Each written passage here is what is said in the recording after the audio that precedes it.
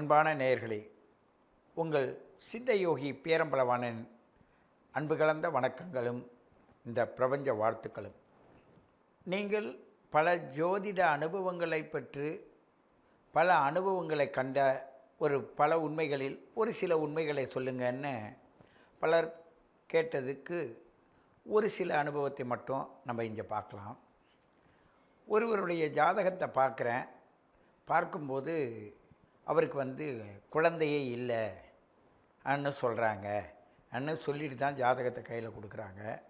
அந்த ஜாதகத்தை வாங்கி பார்க்கும்பொழுது கர்ம புத்திரன்னு ஒன்று இருக்கும். திருமணம் ஆனோடனேயே கொஞ்ச நாள் வரையும் குழந்தை பிறக்காது.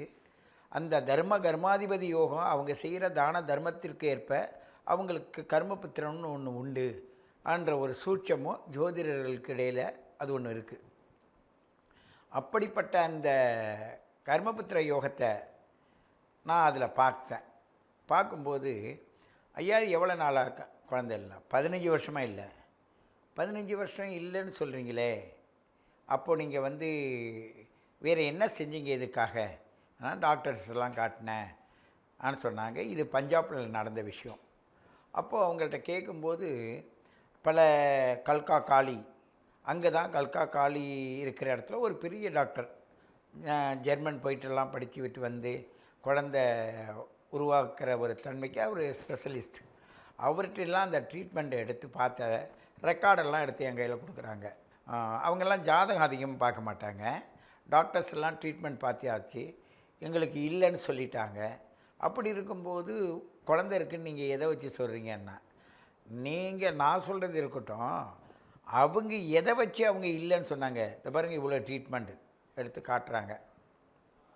சரி, அவர் கடவுள் இல்லையே, அவர் ஒரு வைத்தியர் மூலமாக அவரால் முடியலன்றார். இவருக்கு வைத்தியர் ஒருத்தர் இருக்கார்ல, இந்த பிரபஞ்சத்தை பார்க்குறவர்.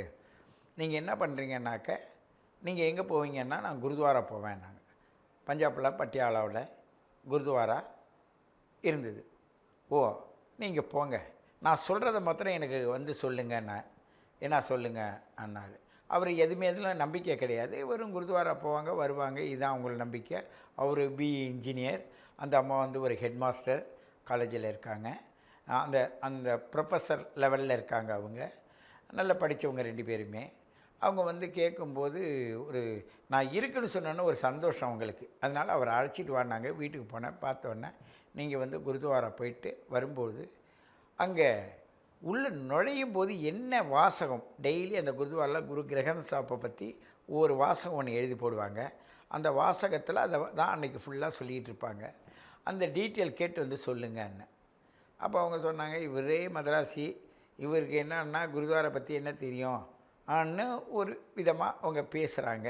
பேசிட்டு சரி சொல்லியிருக்கார் போகலாமே ஆன்னு புறப்பட்டு போகிறாங்க. நான் சொன்ன போகும்போது கொஞ்சம் நெய் எடுத்துகிட்டு போங்க, அங்கே மரத்தில் ஒரு கிண்ணத்தில் அந்த நெய்யை ஊற்றி தீபம் ஏற்றிட்டு வாங்க அண்ணா. அப்போ அவருக்கு ஞாபகம் சொன்னார், ஆமாம்மா ஒரு மரம் இருக்குது, அந்த மரத்தில் கொஞ்சம் தீபம் ஏற்றிருக்காங்க ஆனாங்க. சரி போயிட்டு வாங்கன்னு பஞ்சாபில் உள்ள பட்டியாலாவில் அந்த குருத்வாரா போகிறாங்க. அங்கே போகும்போது அந்த குரு கிரகந்த் சாப் என்ன சொல்லியிருக்காருன்னா, வெகு நாளாக தேடி வந்த பொருளை நான் உனக்கு வழங்குவேன் என்ற ஒரு வசனத்தை அந்த இடத்துல சொல்கிறத இவங்க கவனிக்கிறாங்க. திரும்பி போகிறாங்க. அது மாதிரி எண்ணெய் எல்லாம் இட்டு நெய் விட்டு அந்த இதை முடிச்சுட்டு திரும்பி வரும்போது,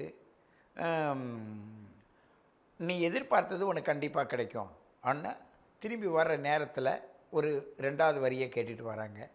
வரும்போது நான் கேட்டேன், என்ன போனீங்களா, அங்கே என்ன சொன்னாங்க கவனிச்சிங்களா ஆன்னு கேட்கும்போது அப்போ அவங்க சொன்னாங்க, ஆமாங்க கவனித்தேன், நீ எதிர்பார்த்தது கிடைக்கும் ஆன்னு சொன்னாங்க. அப்புறம் என்ன அவர் சொல்கிறார், ஆமாம் இவ்வளோ டாக்டர்ஸ் 15 வருஷமாக ட்ரீட்மெண்ட் பண்ணால் அவெல்லாம் இவ்வளோ ரெக்கார்டில் இவ்வளோ சர்ச் பண்ணி சொன்னதெல்லாம் பொய், நீ சொல்கிறது மெய்யா அன்னு ஒரு ஏகத்தாளமாக தான் அவர் பேசினார். பேசணுன்னா அதை பொருள்படுத்தலை, மேலே இருக்கவும் பார்த்துக்குவோம் அப்படி ஆன்னு சொல்லிவிட்டு நான் கம்முன்னு இருந்தேன். அதுக்கு பிறகு இன்றைய நாளில் அன்று சொன்னேன், இன்றைக்கி என்னன்னு கேட்டால் அவங்களுக்கு ஒரு பெண் ஒன்று ஒரு ஆண் ஒன்று, பிஇ படித்த பையனும் லாயர் படித்த பெண்ணும். அவங்க 2 பேர் இருக்காங்க. அப்போ இந்த இடத்துல பாருங்கள், சாஸ்திரம் என்ன சொல்லுதுன்னா, பலதரப்பட்ட கணக்குகளை உள்ளடக்கி பல பாடல் வடிவில் முன்னோர்கள் வச்சுருக்காங்க. எந்த கிரகம் எந்த இடத்தில் இருந்தால் எப்படிப்பட்ட பலனை தரும், அது முன்பலன் தருமா பின்பலன் தருமா, அந்த பலனை எப்படி அடைவது, அதற்காக என்ன செய்வது. இவங்க கொஞ்ச நாள் வரையும் எங்களுக்கு குழந்தை பிறக்கான்னு எல்லாம் டாக்டர் சொல்லிட்டாங்கன்னா, அப்போது இந்த அலோபதிக்காக கிரகங்கள் என்ன சொல்லுது, சூரியன் அது ஒரு 6 வருஷம், சந்திரன் அது ஒரு 10 வருஷம், 16 வருஷம் இவங்களுக்கு போச்சு. அந்த சந்திரன் முடித்து செவ்வாய் திசை வருது. செவ்வாய் திசை வர்றதுக்கு முன்னாடியே அந்த சந்திரனும் செவ்வாயும் சேர்ந்து புத்திர யோகத்தை கொடுக்குது. அதுக்கு அந்த 5ஆம் இடத்துல இருக்கிற அவங்க குரு கிரகம் குருநானக்கோடைய குருவுடைய பவர் அங்கே ஃப்ளாஷ் ஆகுது. இந்த 3 கனெக்ட் பண்ணி நான் சொன்னதும் இன்றைக்கி அந்த குழந்தைங்க நல்ல பருவநிலையில் இன்றைக்கி ஒரு நல்ல நல்ல ஜாபில் இருக்கிறதையும் கண்ட அனுபவத்தை தான் ஜோதிடம் மூலம் நான் கண்ட அனுபவமாக உங்களுக்கு சொல்கிறேன். இது பஞ்சாபில் நடந்த விஷயம். அப்படி அவரை நான் ஆண்டுதோறும் நான் அந்த இதுக்கு போயிட்டு வரும்போது அவர் தான் என்னுடைய ஞாபகம், உன்னுடைய ஞாபகத்துக்கு எனக்கு கிடைக்காதுன்னு நினச்சதெல்லாம் கிடைச்சிது, நான் சந்தோஷம் அடைகிறேன் ஆன்னு சொல்லிட்டு இன்றைக்கி பெரிய அவரே ஒரு எல்லாருக்கும் ஆசீர்வாதம் பண்ணுற அளவுக்கு, அவரே பூஜை புரஸ்காரங்கள்லாம் பண்ணுற அளவுக்கு அந்த குரு கிரகத்தை படிச்சிகிட்டு இருக்காரு.